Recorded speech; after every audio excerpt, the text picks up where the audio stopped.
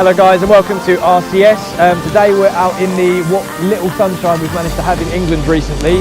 So I'm out obviously in my Golf R estate with Dan on his bike as well. We're just going to enjoy ourselves a little bit down these lanes. So yeah, just a bit of an introduction to the Golf R. So I've had it for 6 months now.